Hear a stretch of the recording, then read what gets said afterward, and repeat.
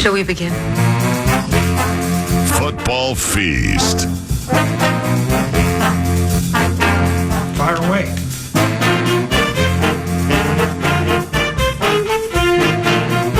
NFL Draft.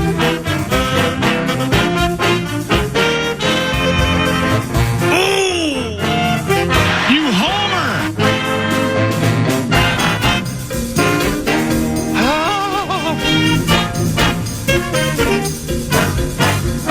Hashtag Faith Radio. Let's go. Let's go, everybody. Let's go. Good morning.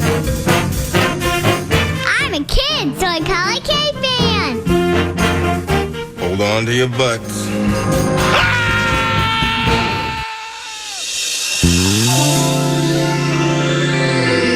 I love it, baby. Woo! Thank you. Oh, good. Got to be careful with Johnny Pepper. We have a Friday football feast at Buffalo Wild Wings Savage. It's PA and Charch, technically guided by Jared Wells. Nick Nelson and his impeccable promotion staff has joined us, and Eric Nordquist produces it from FM 100.3 KFAN. This is a pre-draft feast, and we invite you to stop by Buffalo Wild Wings Savage if you happen to be in the neighborhood. And the operative word to begin festivities would be that of stud. And stud would be appropriate for our first guest for many reasons. This man was a 14-year Minnesota Vikings linebacker who played 201 games and holds the team record for most tackles of any player in the history of Minnesota Vikings football. Hey, Buffalo Wild Wings Savage, can we get a witness and a raucous round of applause for Mr. Scott Studwell joining the Friday football feast? What's going on there, Stud?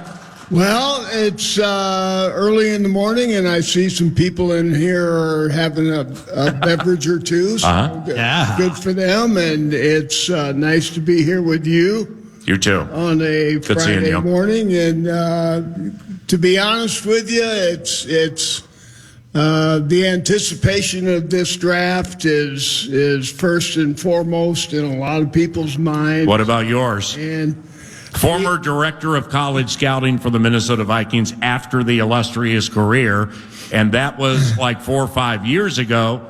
So are you breaking down any film just for fun? Oh, God, no. Oh, come on. No. To be honest with you, I'll be glad when this draft is over. Well, for what reason? Just it's. And here's why I asked, because after seeing you and handshake and embrace and old school, best school, I'm like, what are you doing these days? Well, you pause like and showed us this honeydew list that involved compost and hauling and stuff like that. So why are you looking forward to this draft being done? Well, because I'm tired of all the rhetoric, and it's, there's this has been going on since, January? Yeah. So it's just, and I know the scouts and all the personnel people and the coaches and the team, and, they're anxious to get through this and add some good players to the roster and get ready for the 24 season. Scott, we're 13 days away from the draft. When you were working, what would you have been doing today, 13 days before the start of the draft, back when you were running the college scouting department? Nah, 6 days. Sorry. Yeah, right. 6 days. I'm off by a week. 6 days. Well, I'm sure there's still a lot of conversation about, the board but most of the pieces have been put in place. I think they've formulated a plan that that I think everybody's on board with. Mm-hmm. And now it's just kind of a wait and see game. There's lots of closed door meetings and conversations with other teams and people on the inside that have, some intimate knowledge of where these players are going and what teams are thinking, and it's a culmination of 9 months or 10 months worth of work for the scouts. So, I'm sure they're all anxious to get through it. Yeah. To add some good players to the team and take a break for a couple months. How did you figure out? There's so much subterfuge around what teams say and what we think teams are going to do. How did you try to figure out truth from reality on what teams might actually end up doing in the draft? Well, you know what? To be honest with you, I didn't get caught up in that stuff very much when I was working for the club. That was kind of Rick's job, right? And he was very good at it, but I always kind of had a little bit of a bone of contention because I think to get information, you got to give some information. Yeah.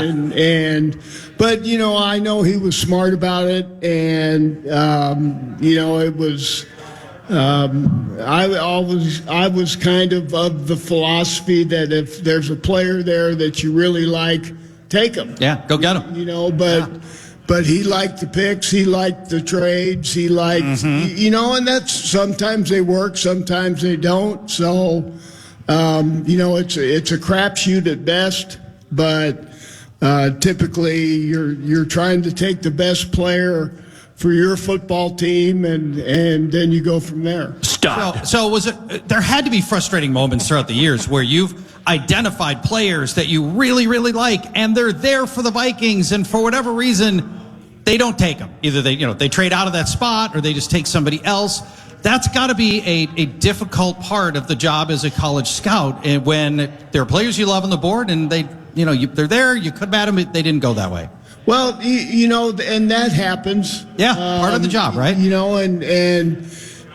Somebody is in charge and somebody's put in charge, and those are the shoes that they wear and the shoes that they fill. And, but at the end of the day, typically there was a consensus in the room, and you can't take it personal. It was a collective agreement on this player, and you may disagree with it, but at the end of the day, all you can do is hope that it panned out and it turns out, and you don't remember the good players you got. It's the ones that you missed on, or the players that you remember. Who haunts you? Give me one name. One name from, you did this for 20 years. I'm talking about guys who are out of the league. I know, but there's got to be guys that will leave you awake nights. No, you have a better chance to take it from somebody who worked with Scott for many years. You have a better chance of getting the key or the push pad key to get into Fort Knox to even get to where the $1 bills are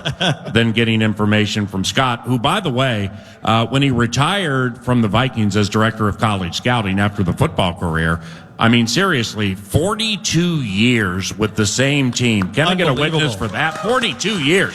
And I was thinking about it last night, like somebody who played a long time. Like I was thinking like Ozzie Newsome, but he wasn't with a certain team or one team the entire time.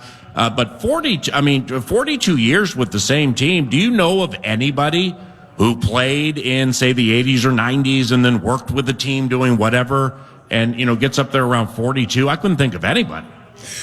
To be honest with you, I haven't given it a lot of thought. I don't know if there's somebody that has that kind of longevity. But, it was, I was very lucky. It was, to me, I've always thought that I was in the right place at the right time.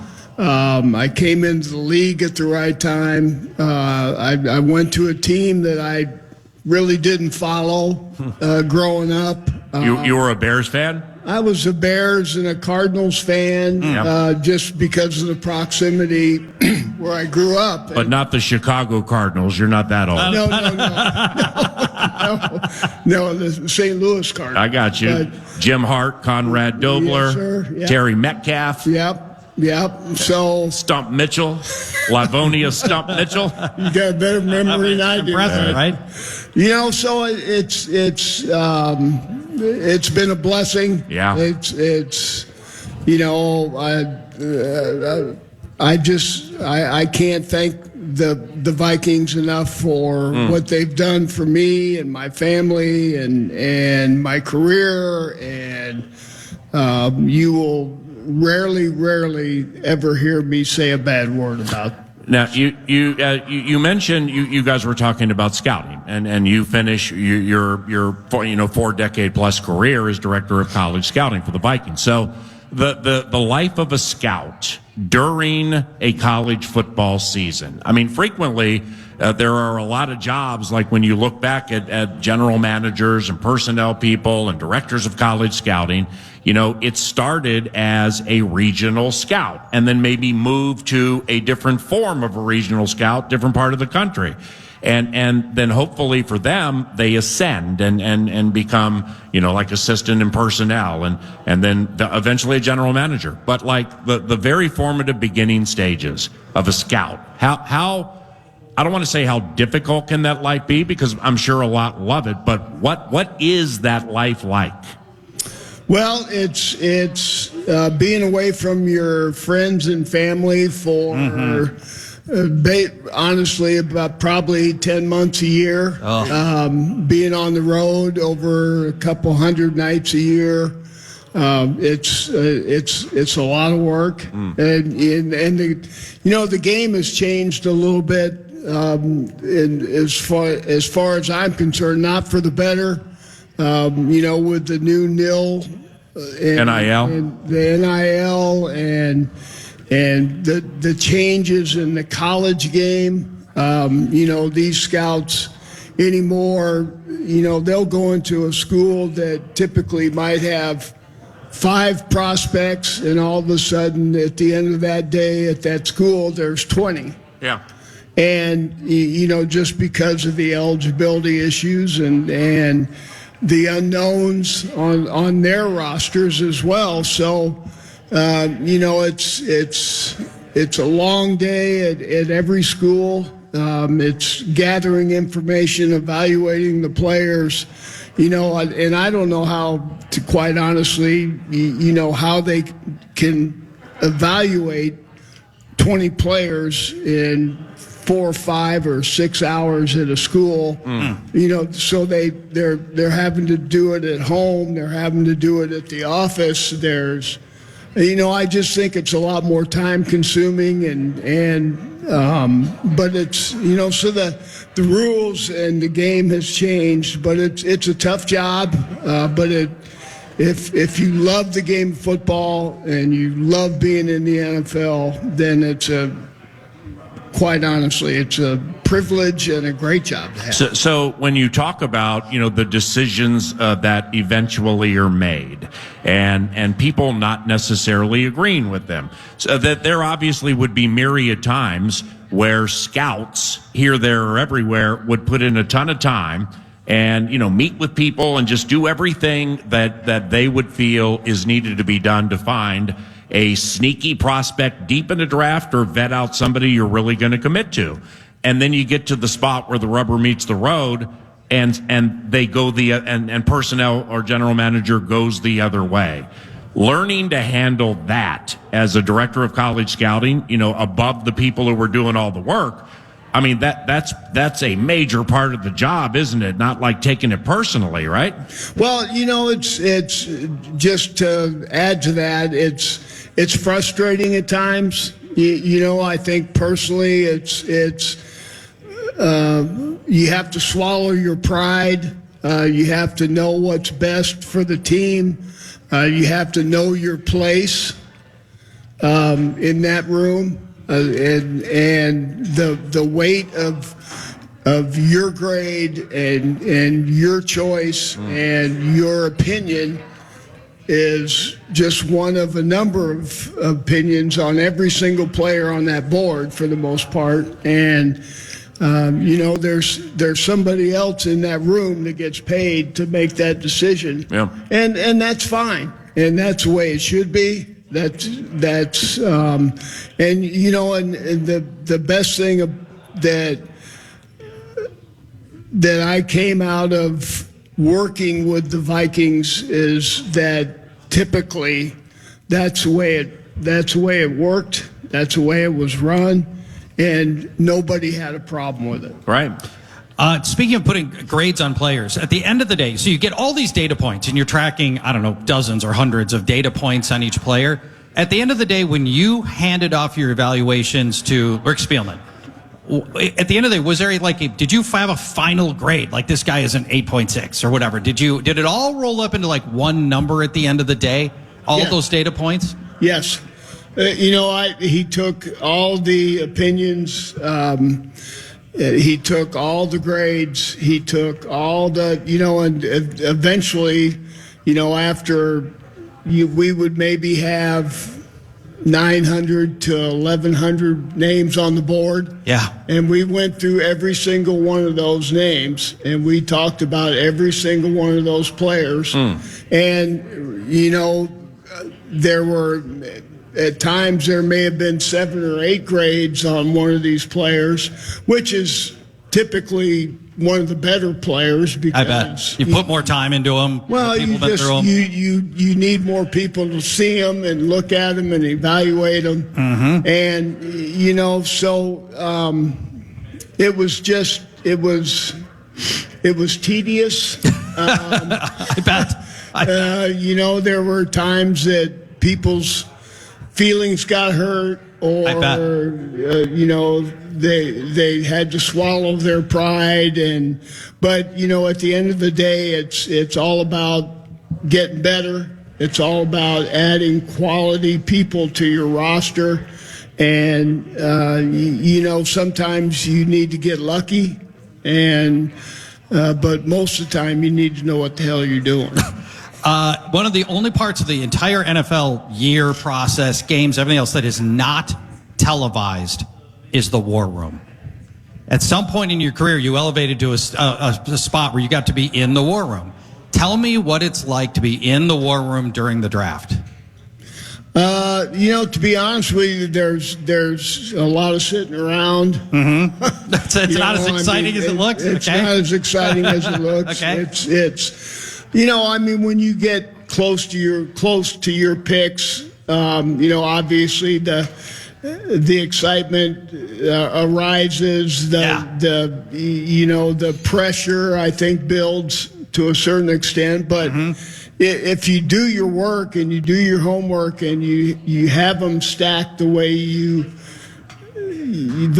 saw them, and you've worked. Denny Green used to say that you work your. What was he? What did he say? It was. I'm confident this team's going to be world champions. Yeah, you plan your work and you work your plan. Yeah. And so that's the way we'd have to approach it. And there weren't any secrets. Yeah.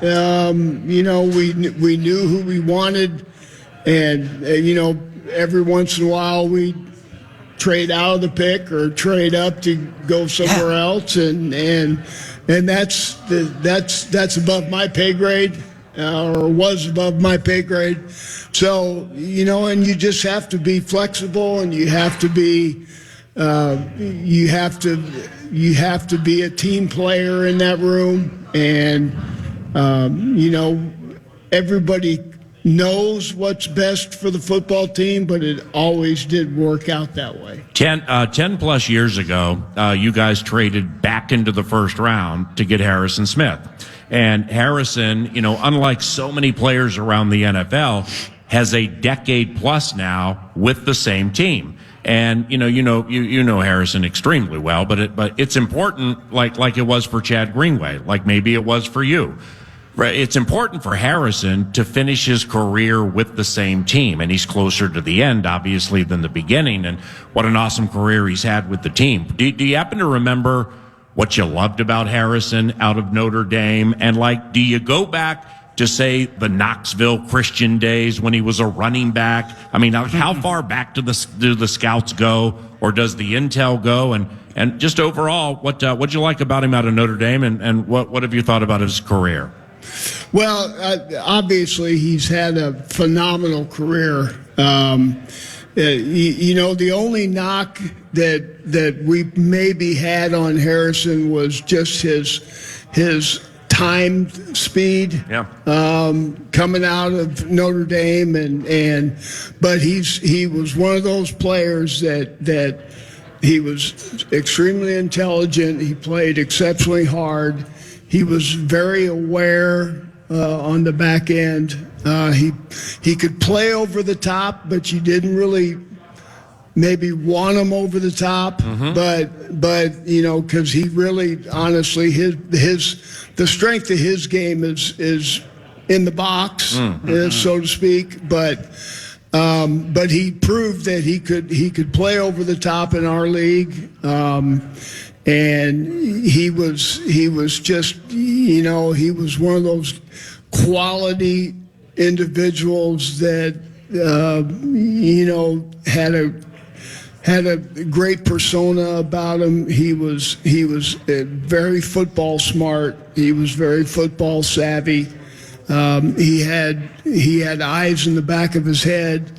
So he's probably been a better player than I thought he would be or could be. And he's, potentially a Hall of Fame candidate for sure. And you have to give him credit for wanting to stay here and play here and finish his career here, because it just doesn't happen very often in our league. And the way the league has changed, from it became the cliche to passing. Scott Studwell's our guest, Buffalo Wild Wing Savage, by the way, stop by. From a rules standpoint, in a quote passing league, end quote.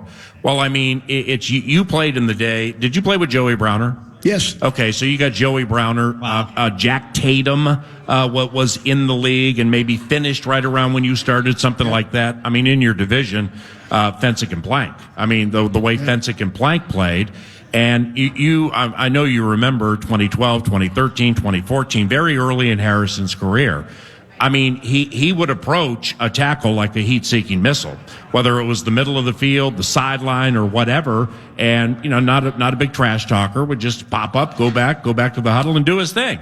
Well, probably $200,000 in fines later for hits that in the 70s, 80s, and parts of the 90s. The Studs, the Planks, the Fensicks, the Browners, the John Lynch, and so on would be like, what? Huh? He got fined for that? So I credit Harrison for reinventing his game for like the second half of his career. Simply, it's not like he's not going to be a heat-seeking missile running at somebody and hitting them, but you would know better than anybody, Stud. The last thing you want to do is be thinking when you're running up to tackle somebody. That's how necks get broken. That's how injuries happen. So, I mean, he had to reinvent himself like within the last 5 years, right?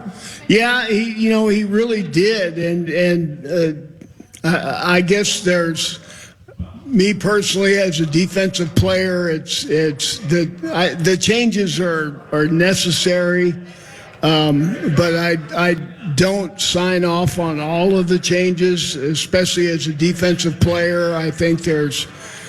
Especially this new rule about the hip drop tackle, and how the heck are they going to enforce something like that? I know. When guys are running as fast as they can, and there's collisions on every single snap, and how can you time up contact on a runner in space and in a split second? You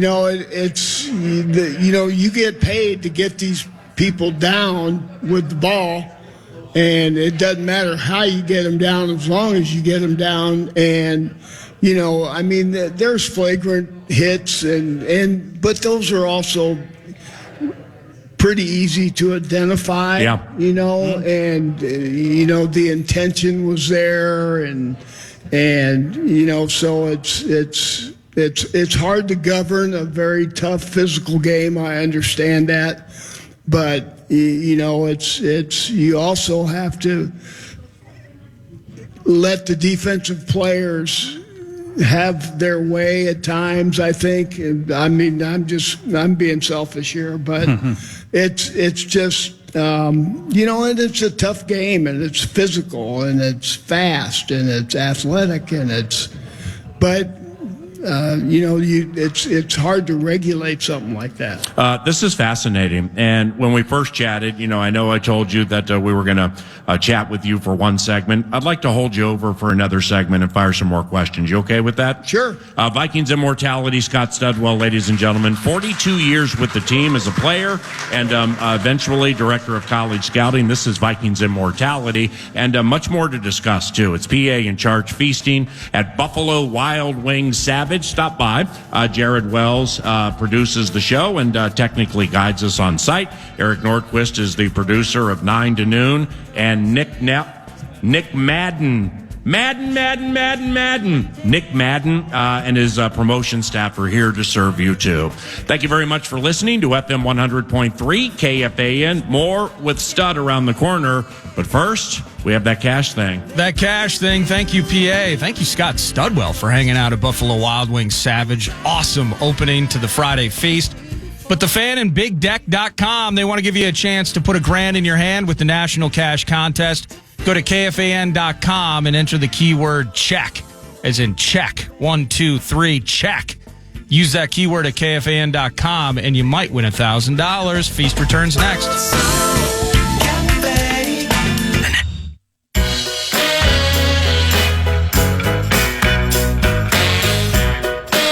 I'm sure you've heard it, but the 2024 Miller Lite Vikings draft party sold out, right? Well, your only way in is to win.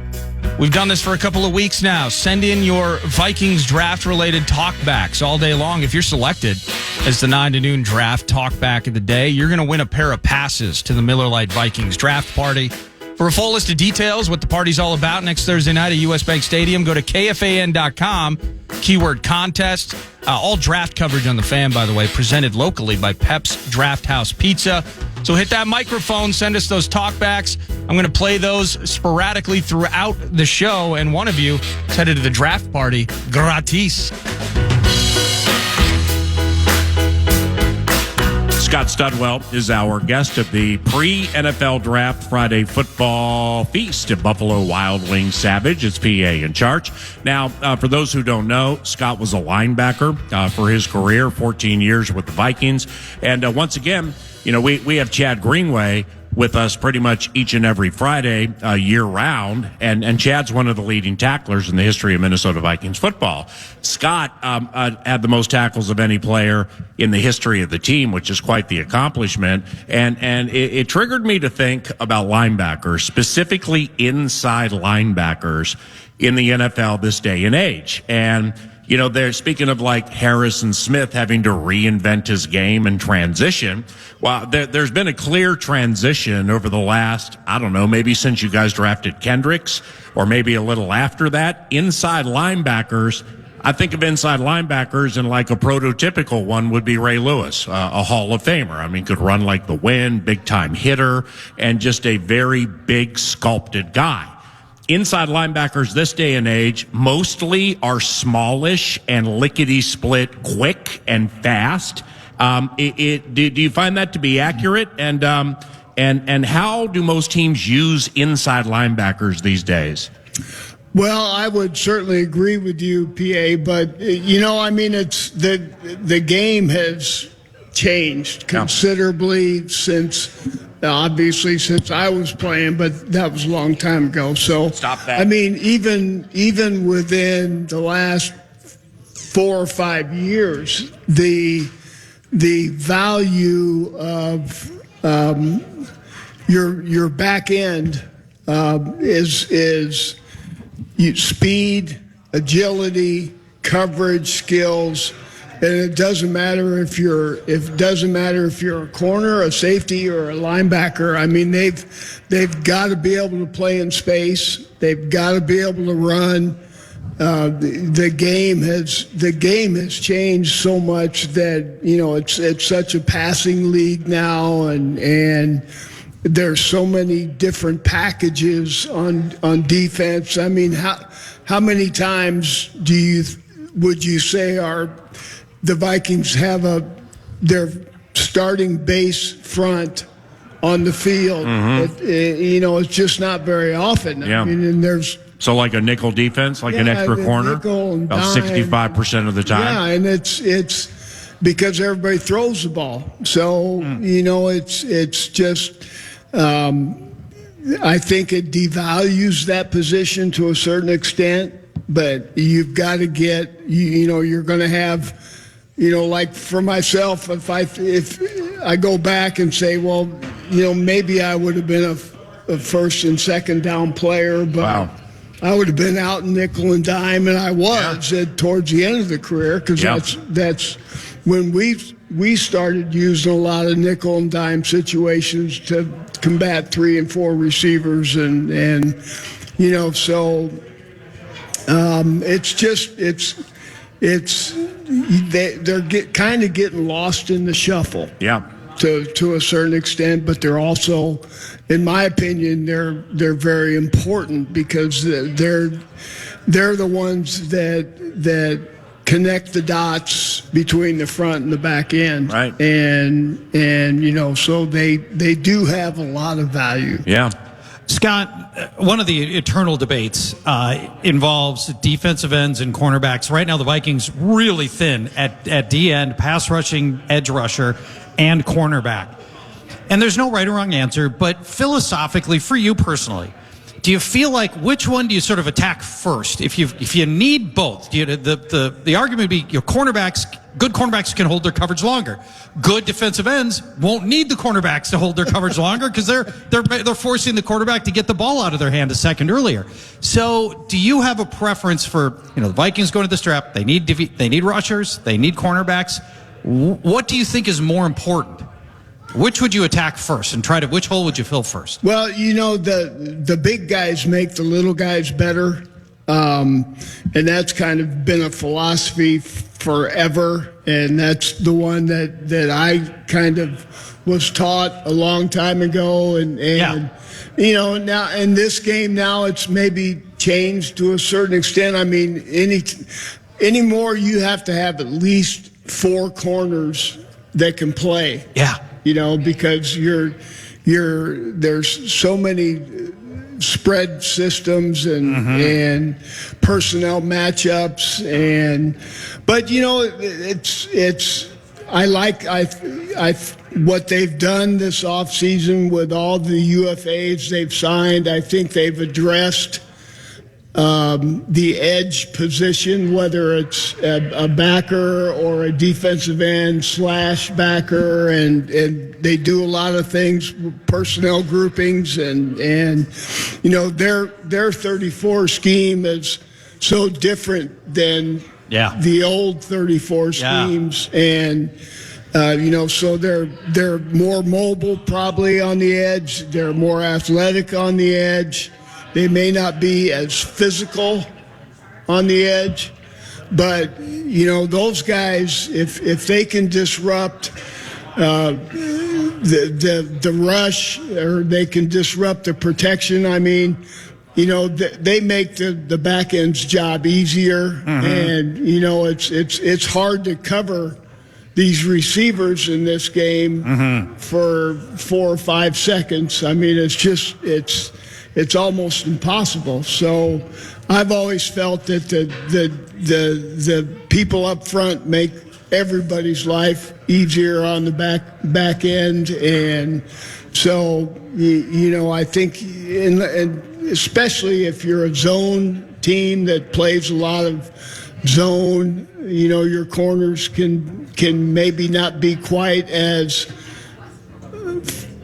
fast or as athletic, but when you're playing a lot of man, they have to be able to match routes, and they're hard to find. Well, I mean, base defenses as 4-3 defenses, or 3-4, or 5-man front, which would be a 5-2 or whatever, depending on how they manipulate it. And then you're at the games or watching the games closely last year, and you see what Brian Flores puts out. I mean, so you got 7 guys lined up across the line of scrimmage. And early in the season when that was happening, well, there were some plays that were going over the top, and there were some younger players, unlike, say, Jordan Hicks or Harrison Smith, where those guys, bam, they just got it immediately. But you could tell it's a complicated, tricky, hard defense to just pick up like overnight. And early in the season, you got, let's say, Mike Evans for Tampa Bay going up and down the field. Then there's a deep one to Devontae Smith. In the Philadelphia game, you see Byron Murphy Jr., the corner, come back to the sideline. I have my binoculars on Brian Flores at that time, and Flores is tapping his chest like, my bad. Okay, so they're still working through things. Week 2, not surprisingly. Week 3, Keenan Allen comes in. He's all over the place. He's throwing a touchdown. After that, you could just tell, after you get 200, 230 of these plays on film, when you line those 7 up along the line of scrimmage, well, now you have some things off which you can play. And it changed, and it got stingy and really tight for a month and a half or 2 months. So how would you qualify the defense that he generally puts out there, like schematically? Well, schematically, it's different maybe from a lot of the schemes in the league, just from little small nuances and personnel packages and matchups, and I think it's probably somewhat more complicated than some of these players have experienced. Ever? Maybe ever. I don't know if ever, but potentially. Yeah. And it's a complex system that, you expect these players to assimilate or, absorb within just 9 months or so. And, so I'm kind of thinking that the way they've matched their personnel with what Brian wants to do, I think it will be a better match this year. Yeah. I think they'll be more mobile. They'll be more athletic. I think they probably have more speed. And hopefully more depth, because they you got some injuries. Like the thing I liked a lot about Brian's defense, off what we chatted about, where it was clear, and I'd say this if Brian were here, the first 3 games, things happened the first 3 games that did not the next 10 games. So it's clear some of the players really started to pick up on it, but the type of corner that you have to have in a defense like this, but is obviously imperative, but. There were at least a handful of players who had the best seasons of their careers. You drafted Danielle Hunter. Danielle, with the sacks, you've seen him with 1 million sacks before. I'd contend that he played the run from that stand-up outside linebacker spot as good as I've ever seen him during his career. And oh, by the way, that's his 2nd year full-time standing up as an outside linebacker. So there's another transition.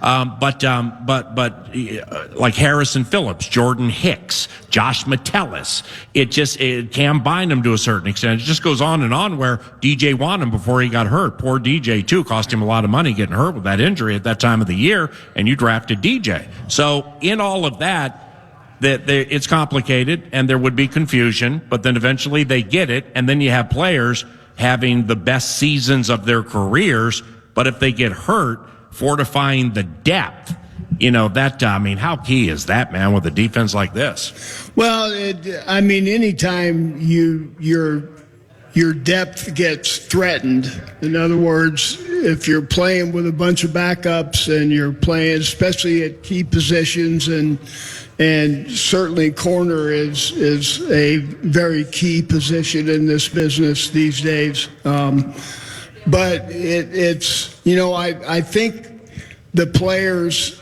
number one, they really respect Brian. Yeah. I think he's stern and he's hard on them, but he also, I think he knows how to love them up. I think he knows how to communicate with them. I think they respect them. And, so from all those facets as being a player's coach. I think that's probably the best way to describe him. And I don't really, I've met him and I know him enough to know that, he's really serious about business. And when he walks through those doors, it's all about business until the time he leaves. So he's demanding. I think that he's earned their respect. They like him. They like playing for him. And, you can't ask for anything more. We have about a minute left, and if you don't have an answer, that's fine. From what you know, do you have a preference if the Minnesota Vikings were to draft a quarterback this year? Any of these kids jump out at you? To be honest with you, I haven't studied them. Right. There's everybody in the league knows they want one, they need one. And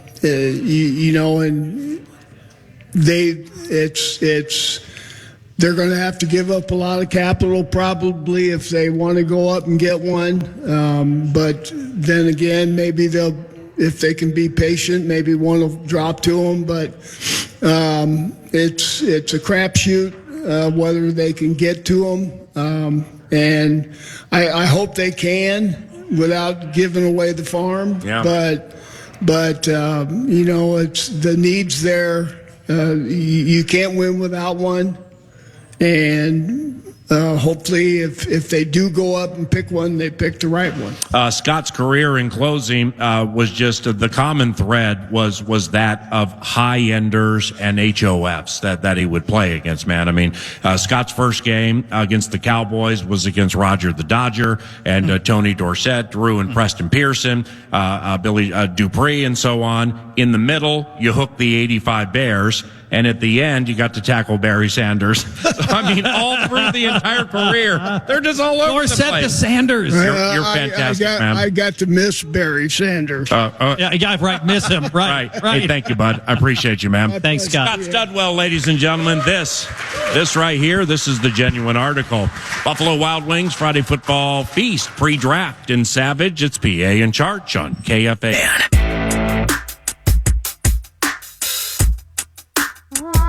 PA and Charch. The Vikings.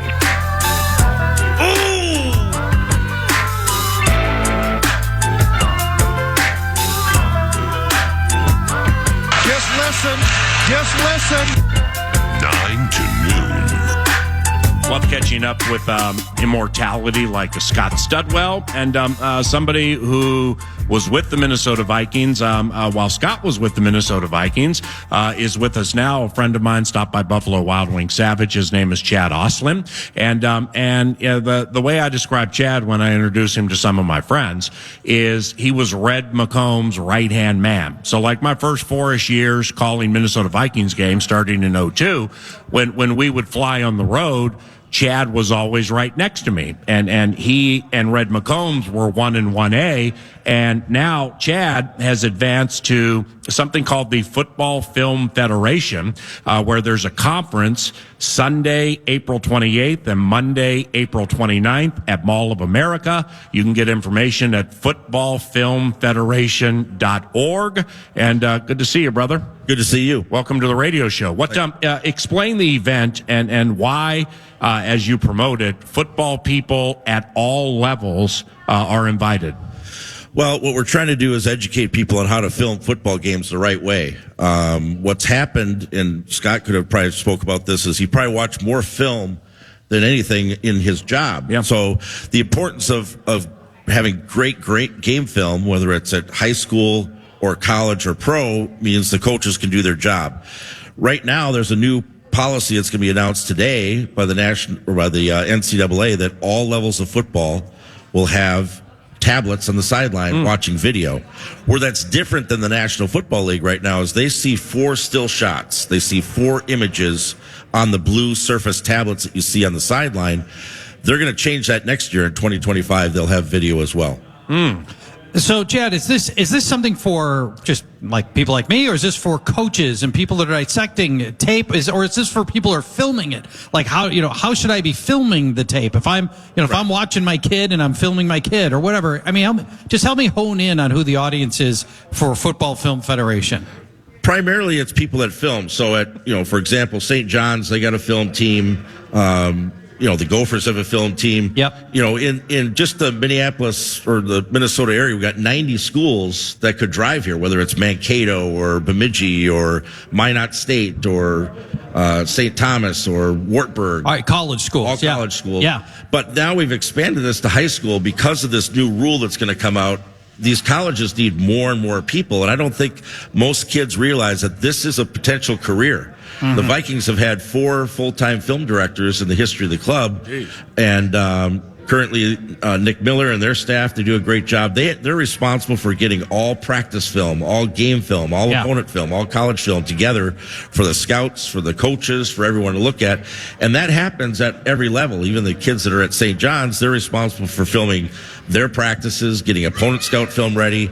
They watch NFL film. They watch any film that they can get to kind of be, ready for the game. So tell me about the nuance. So if I want to be a professional who is filming a game or a practice, tell me a little bit about some of the nuance that separates me and my iPhone from a professional that wants to do this at a level that really gives their organization an advantage.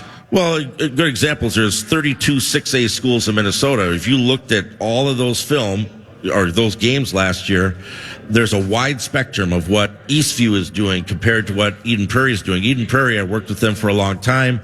They've got a great film guy now, Steve Hicks, who happened to be the film director at Ohio State. Wow. He was the Vikings assistant film director when I was there, and kind of put him in that position. So people talk about why are these teams successful?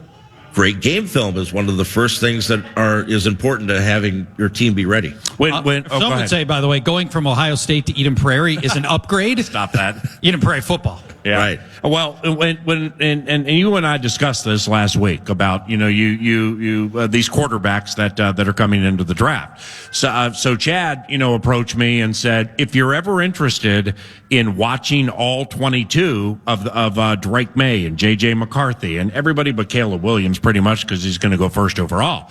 He's like, you're more than welcome to. We can get together and do it, which is very gracious and sounds like it's a lot of fun.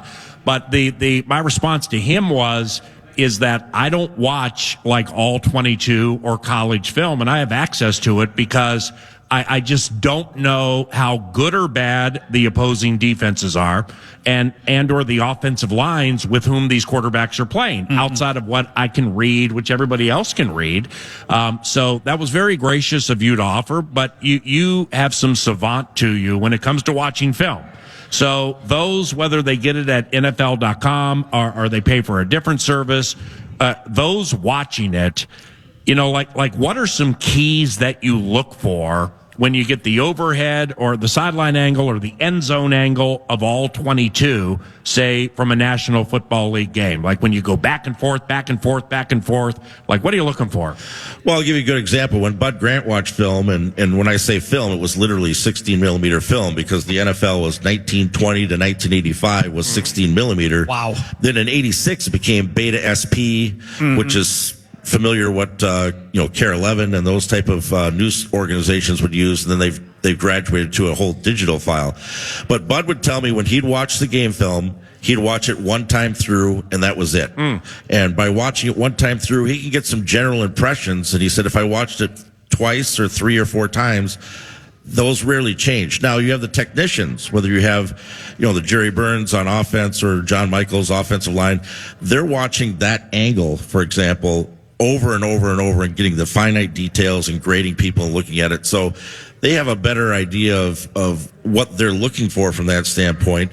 And the same thing can be said now. We got 27 coaches and they have more film available to them faster than ever. When I left the club in 2005, we had very few games on a digital interface, meaning, on a computer that you'd be able to pull up and watch it. Now they can watch any player from any position, from any game, in any situation, at the touch of their fingers. Yeah. And that's part of that whole video staff and what they have to do. I want to tell you what I do, particular to quarterbacks, and tell me if you think I'm making a mistake.